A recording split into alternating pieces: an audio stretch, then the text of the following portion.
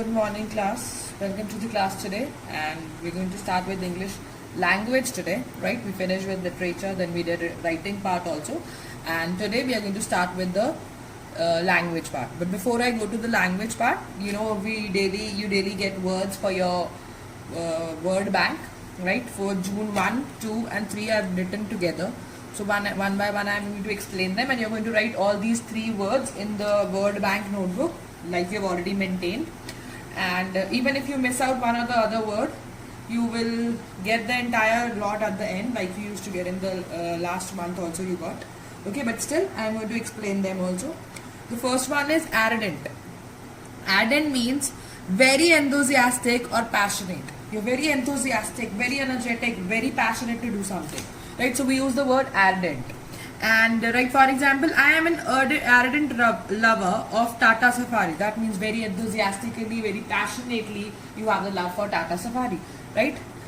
This is for 1st June. Now second one, aspersion. Aspersion means a damaging or derogatory remark or criticism, slander. Yeah, you're criticizing somebody or you're making a negative remark or damaging remark, that is known as aspersion. And the word for today, the word is bonzer. Bonzer means something remarkable or something which is wonderful, right? Like for example, I haven't seen such a bonzer target to strafe since we saw in Gallipoli. Now Gallipoli is defined as a random state that being taken, and strafe means to attack repeatedly with bombs and machine guns. So here it is, the sentence means that it was so wonderful to see the fight and the way they were able to directly hit the targets. So that was wonderful. Okay, wars are not wonderful, but the way they were able to hit the direct targets, so that was something remarkable and wonderful, and it was last seen and only in Gallipoli. Clear? So now this was the word of the day. You will write down all these 3 words in your word bank notebook. Okay. Now let us come to the topic of today. Now before let's start, there is a cartoon character. Okay, it's actually a cartoon which comes on TV on English channel. Okay, so this is a character. There are there's an entire family basically with mother, father, and children, and they're using certain words. Now I wanted you to read, but now I'll also read it, and then we'll find out what are we going to actually study today. Like for example, if I see this, bat, you must go out of this room immediately. Now the mother is saying go out of the room. Then over here he's saying, oh,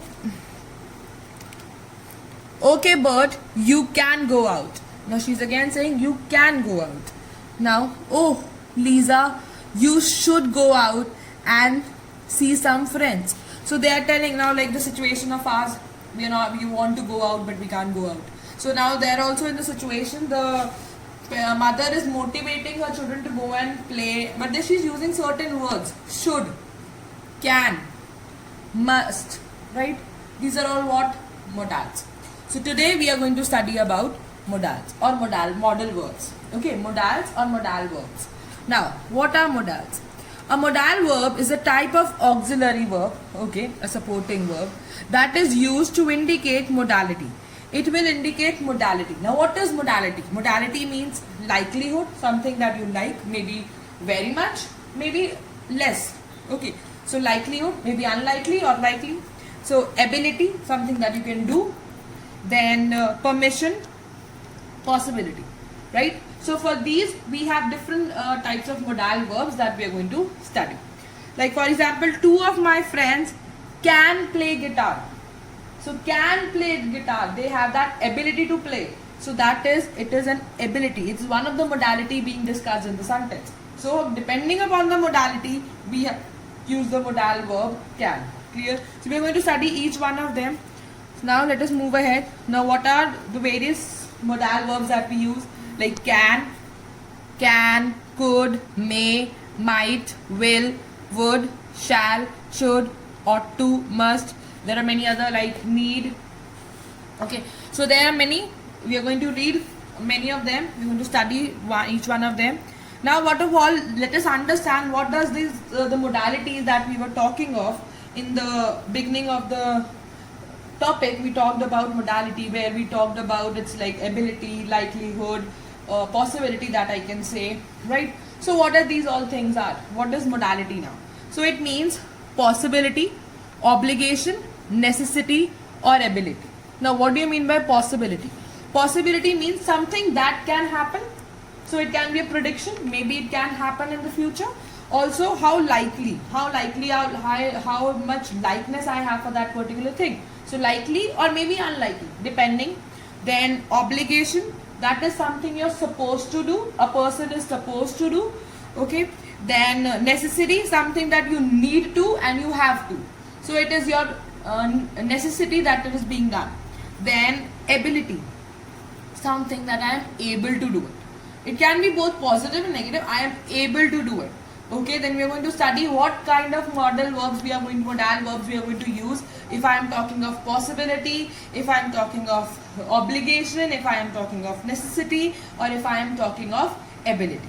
Okay, now first of all, let us talk about possibility. We are going to study each one in detail. So if I talk about possibility, possibility means that indicates something is likely to happen or to predict. That something can happen or something may happen. Predicting your something, it can or it cannot. It may or it may not happen. Like different degrees of likelihood. Now there are different degrees of likelihood. Like for example, it's something which is unlikely to happen. So we are going to use cannot.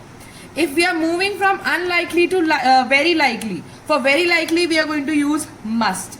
And then while we are shifting from very unlikely to likely, where we can use could, we can use can, will, might, may, shall. But if it is very likely, it is supposed to be done, very likely to be done, we are going to use must. Clear? So if it is very unlikely, cannot. If it is very likely, must. And then depending when we are shifting from here to here, we can use could, might, can, may, shall, will. We are going to study the use of each one of them. Now, obligation. Used to indicate that an action is required because someone is responsible. Because someone is responsible for that particular task. Like for example, citizens should pay taxes. Why? Because citizens are responsible for it. So when somebody is having a responsibility, then we use this word, then we use the modal for obligation. Like for example, we use should. It is not only used just because we have to use for the past tense for shall. No. It is we use when we have to talk about obligation. Okay. Then must. You must give order that someone is obliged to follow. An order, that is you have to follow that order. You are obliged to follow that order. So then we use must. Okay. Remember very likely because you have to do it. So that is must. Clear? Then necessity. So necessity is when you indicate something that is needed by someone or insisted by someone. When somebody is in dire need of something, okay, so then we use the modal for necessity, which is either need to, okay, and when voicing out what is needed or insisted. When you're talking what is needed, we use need to. We're going to study in detail how do we use need to. Then must, to insist something to be done. When I am insisting you to do something, you must complete your work. So you must do it because I am insisting that you have to do it. Okay. Then next is ability. To indicate if something can or cannot be done. Something that I can do it or something I cannot do it.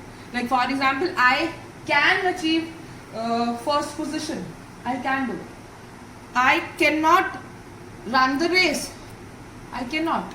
So both. Ability can have both positive, negative, can or cannot. Right? It can also have could. Now could is used to express ability in the past.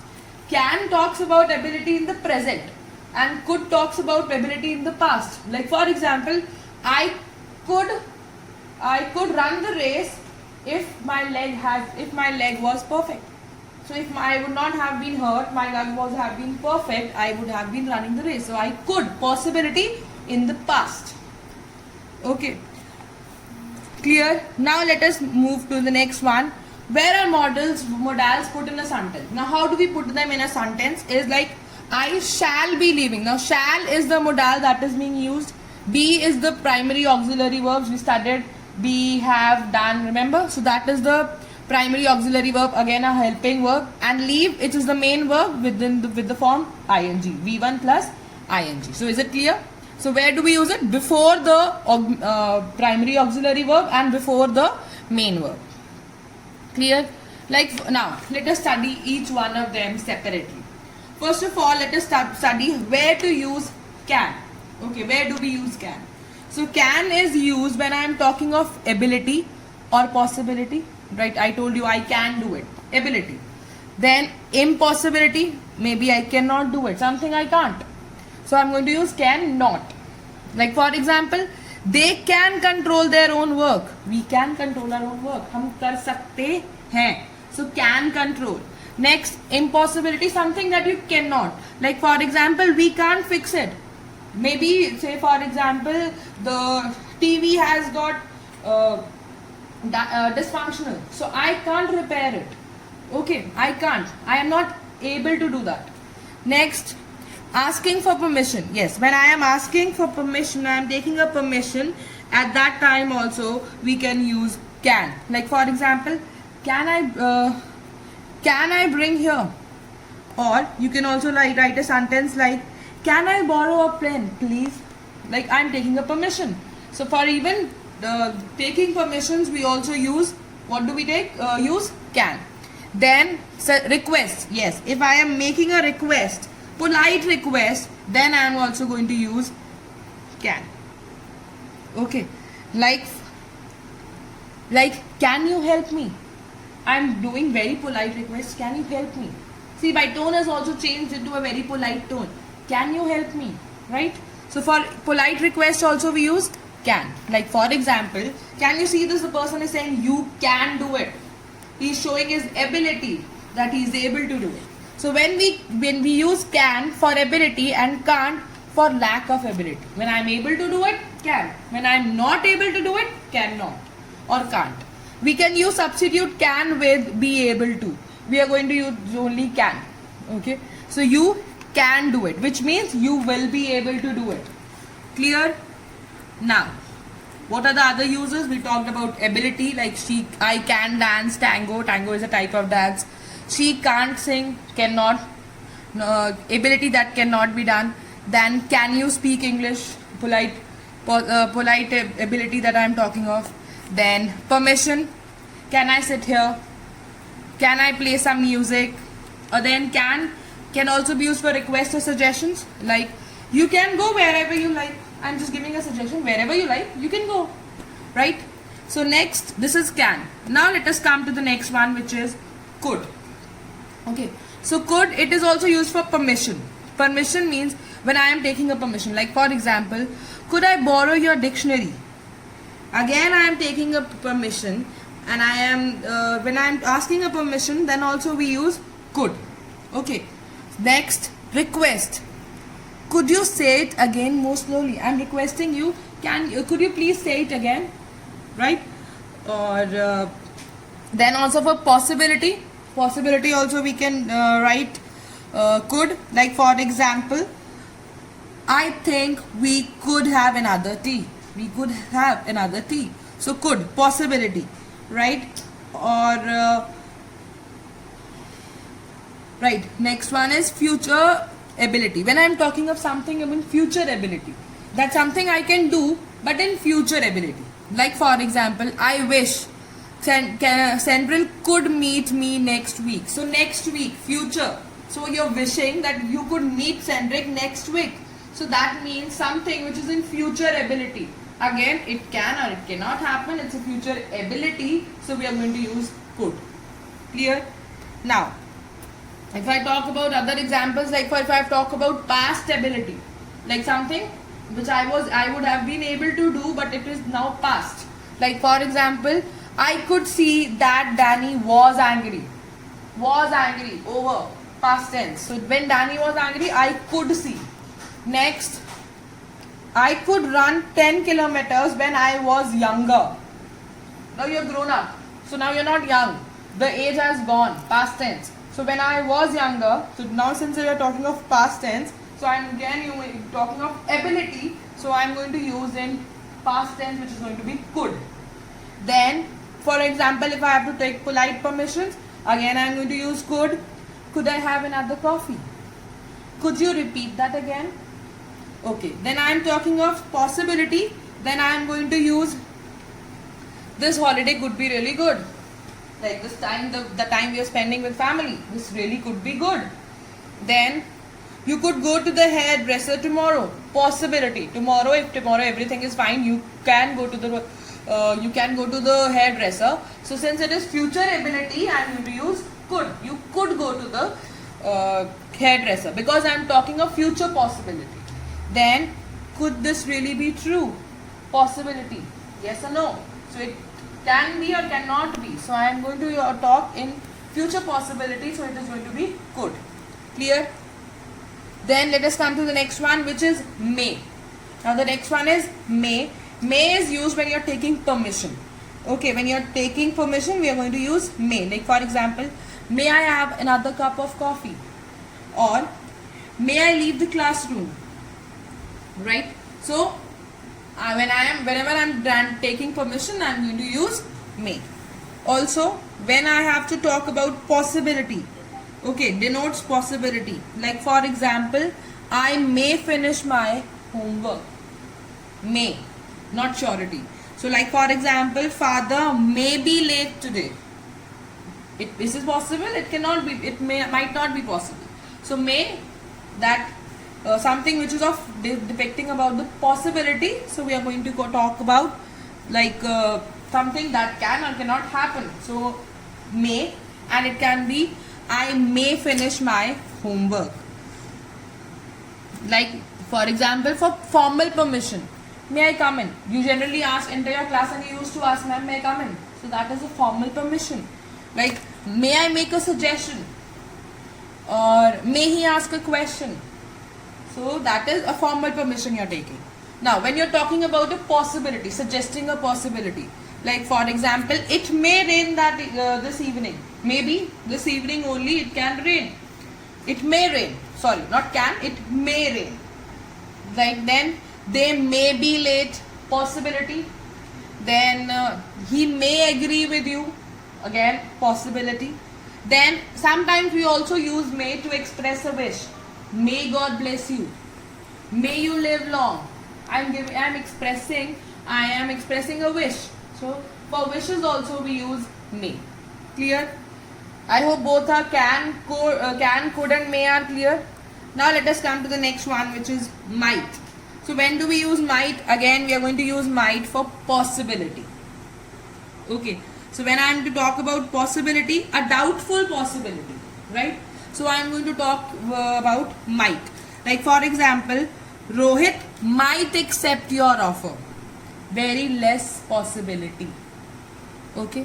So we would better phone tomorrow. They might be eating their dinner now. So you are making a possibility that maybe, might be, they'll be having their dinners. They'll be having their dinner. So might be, right? So you are having a doubtful possibility. You don't know, you're not sure about it. Okay. Then we also use might to talk about possibility, like the electrician might be finished by tomorrow. Like the work that an electrician has to do, it might be finished by tomorrow. Then it might be a bad weather tomorrow. Possibility again denotes but doubtful possibility. So we use might. Peter might come to the party. Again, doubtful possibility. Then if I have to talk about something very gentle in approach or very politely, extreme politeness when I have to talk of, then I am going to use might. Like for example, might I have a word with you? Very politely. You can't say may I have a word with you and you are expecting it's going to be very polite. No. So for using extreme politeness, you're going to might I have a word with you? Or you might have paid more heed to my advice. Again, you're talking of something which is gentle in approach or displeasure or dissatisfaction, which does not give you satisfaction. For that also, we will also use might. Like for example, you might speak more politely. Dissatisfaction, I'm telling you, you might speak more politely. There is more chance that you can speak more politely. Right? Is this clear? Now let us come to the next one, which is ought to. Now, what is ought to used for? Now, ought to is used for strong possibility. When I am talking of something which is strongly possible, then I am going to use ought to. Like the film ought to end by 3 p.m. Strong possibility that till 3 definitely it will end. Right? Then next, if I have to talk about a duty or an obligation, like say for example what is right or wrong, if I have to talk about that, then we need to use ought to. You ought to finish by next week. That means your work has to be finished by next week at any cost. Okay. Or example, duty. If I have to talk about duty, then also we use ought to.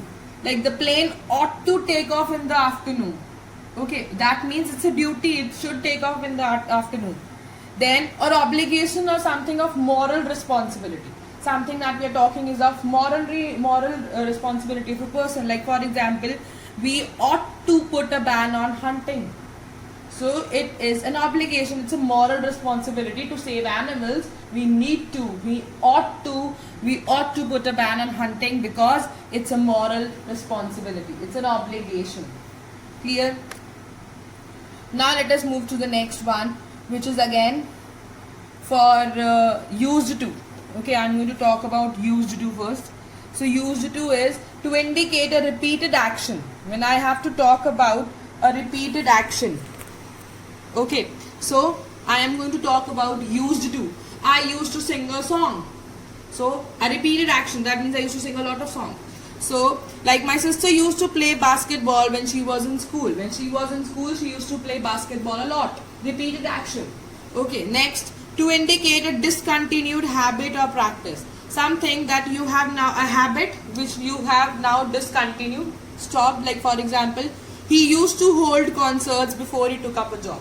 So before he had a job, he used to conduct concerts, but now since he is started working in a job or an office, so he is not able to. So he has stopped that habit. So this discontinuation of a habit also we use used to. Next is to indicate being accustomed to something.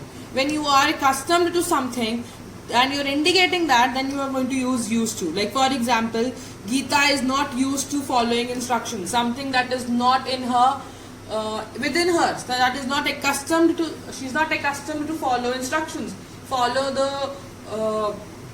the instructions that are being given to her. So Geeta is not used to follow the instructions because it is indicating and accustomed that Geeta is not accustomed to it. So it can be positive also. I am taking the sentence in a negative way. So not accustomed of doing something. So we use used to. Clear? Next is shall. Now where do we use shall? When we are talking about an offer, like shall I help you with your luggage? You're giving an offer. You want to take it or not is the other person's opinion. But you're offering it, like shall I help you with your luggage? Or it can also be like for example, I shall travel to Kerala next week. Okay, that is one I am talking. Now the sentence is I shall travel to Kerala next week. When I am talking of something that indicates simple future, for that also we are going to use shall. Right? Then if I am talking of a suggestion, for suggestion also we use shall. Like for example, shall we say 2:30 then? Shall we say 5 o'clock then? Okay. So when I'm talking of a suggestion. Now permission. When I'm taking a permission. Shall I do that or will you? Shall I do that or will you? Okay. So when I'm taking a permission, I use shall. Or also for asking opinion. Okay. For example, I am taking shall I close the window? So I'll be getting an answer to it. Right? So again I'm taking a permission also. So it is going to be shall. Clear? Next is if I have to talk about will. So will is used to denote willingness and determination. That's something you're willing to do. Like I will work with you. You're willing to do it. I will score a goal. I will get good marks. I will score the best marks. Right? So you're talking about willingness and determination that for that we use will. Next, to make a promise. I will help you, mother. So you're making a promise that you will help your mother, right? or it also used in the second and the third person when you're talking with the second and the third person. It indicates the characteristics or customary action, something that is customed to do it. Like for example, he will read a book before going to bed. Now something that is followed as a custom, that daily before going to bed he reads a book. So he will read a book before going to bed. Something that I'm talking about, a third person or a second person, but it is talking about characteristic or custom that is being done, right? Next, to denote assumption of probability. When you're talking about an assumption, right? This will be the medicines he needs. So when you're talking of assumption, probability, right? Next is would. Would, it is used to denote a wish. I would like to take up nursing. I would love to travel the world. I would like to go out. Again, it is what? Denoting a wish. Now, if you want to express determination, then also we use would. Like Chitra said, she would water the plants every day. So something that she would do it daily. So it's a determination. Okay. So next, if it is also used to denote frequent actions in the past, something that you used to do in the past. Like she would have a pizza every Sunday. So every Sunday she used to have a pizza. So we're going to use an action that was done in the past. Okay. So we're going to use would. Also, if I have to talk about an indication of uncertainty or conditions. Like for example, I would have helped you if you have asked me. The condition of if has come. If you would have asked me. So if you had asked me, I would have helped you. Condition, whenever there's an uncertainty or a condition attached, we use would. Then it is also used in polite expression. When I am expressing something very politely, then also we use would. Like, would you like to join me for the dinner? So I am showing a polite expression. So I'm going to take, would you like to join me for dinner? Would you like to have a cup of tea with me? So again, polite expression. Clear? Next is, again, I told you the same thing, that we use it for permission, we use it for request, we also use it for invite. So like just now I told you, would you like to have a cup of tea with me, or would you like to play basketball this Friday? So invitation you're talking of, or it can be also a polite expression that you're showing, right? So next is must. Something that is an obligation. Okay, something that is an obligation that you have to do. Must. Must, when you're talking of an obligation, necessity, or a duty. So for example, you must wear a helmet while riding a motorcycle. That means something you have to. Okay. Or for example, we must help the weak and the poor. So it is again again an obligation, a duty. If I have to talk about necessary to do something, when it is something which is necessary to do, like for example, I must water the plants. It's necessary, otherwise they'll die. Or drivers must follow the traffic rules. Again, the consequences can happen. So that is why when we're talking of something which is necessary to be followed. Next, when you talk about logical assumptions, like for example, she must be an actress. I must have seen on TV. So when you're sure, very sure that she's an actress, so for that logical assumption also we use must. Clear? Like for example, you must obey the government, something which we have to do it. It's our responsibility, it's our duty that we must obey the government. Next, it is used to express formal request and necessity. I must finish the report by today. So that means a necessity. Then to show that something is very possible, she must be very intelligent, something that has extreme possibility, again similar to logical assumption. Then something which is very compulsory, we must be punctual at all times, again a duty or an obligation, right? Like we must take efforts to conserve the environment. Clear? Then next is need, last one, which is used as a principal verb to mean require. That's something which is required, like he needs money. So I am using it as a main verb over here, which is he requires money. Money is the object, he is the subject. Over here it is not a modal. Over here it is the main verb. Okay. But when it is used as an auxiliary verb, it is generally used in negative sentences. Need not.